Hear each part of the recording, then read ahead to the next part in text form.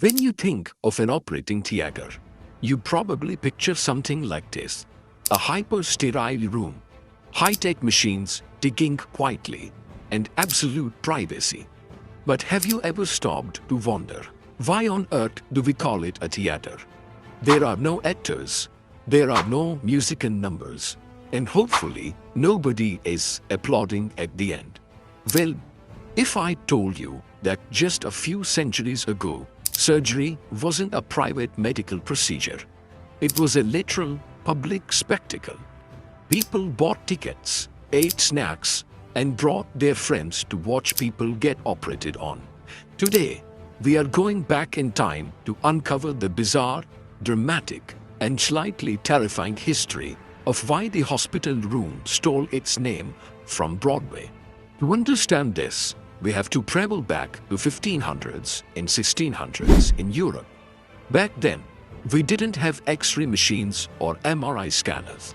If doctors wanted to learn how the human body worked, they had to look inside one. But there was a catch. Human dissection was heavily restricted by the church and the law.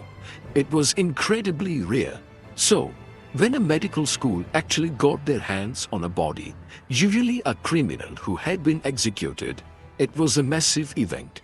Medical schools didn't just invite a couple of students into a back room.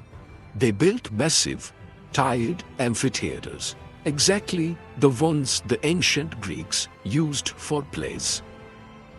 They called these anatomy theaters. And guess what? They weren't just for doctors. They opened the doors to the public. Wealthy aristocrats, artists, and curious townspeople would buy tickets to sit in the upper rows. They would dress up in their finest clothes.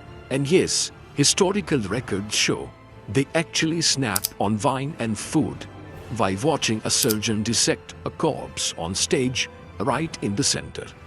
It was literally the hottest show in town. As the time moved into the 1800s, these spaces evolved from anatomy theaters to operating theaters. Now, they weren't just looking at corpses, they were performing surgeries on living, breathing people. And this is where the drama rivals any Hollywood movie. Remember, in the early 1800s, anesthesia didn't exist.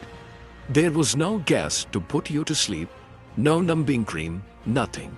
So, if you needed a leg amputated, you were wide awake. Because of this, the best surgeons weren't the most careful ones. They were the fastest ones. Speed was everything to prevent the patient from dying of shock or blood loss. Medical students and paying spectators would back into the steep, circular stands of the theater, leaning over the railings.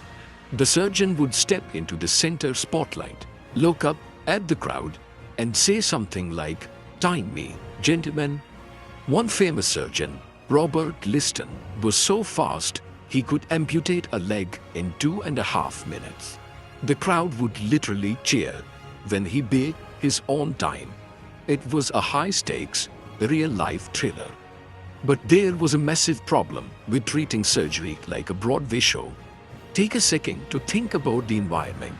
You have hundreds of people walking in straight off the muddy streets, wearing dirty coats, coughing and breathing into an open room. The surgeons didn't wash their hands, and they wore the same blood-stained aprons as a badge of honor. Unsurprisingly, even if you survived the speedy surgery, there was an incredibly high chance you would die of an infection a few days later. Then came the plot twist that changed medicine forever: the discovery of germs. In the late 1800s, scientists like Joseph Lister proved that microscopic germs were causing these fatal infections. Suddenly, having a stadium full of unwashed tourists staring down into patients' open wound seemed like a terrible idea. Hospitals realized they needed to kick the audience out. They replaced the wooden amphitheaters with small tiled rooms that could be scrubbed down with antiseptics. They added glass walls, and eventually, blocked out the public entirely. By the mid-1900s, the theater aspect was completely gone. Surgery became the private, sterile science we know today.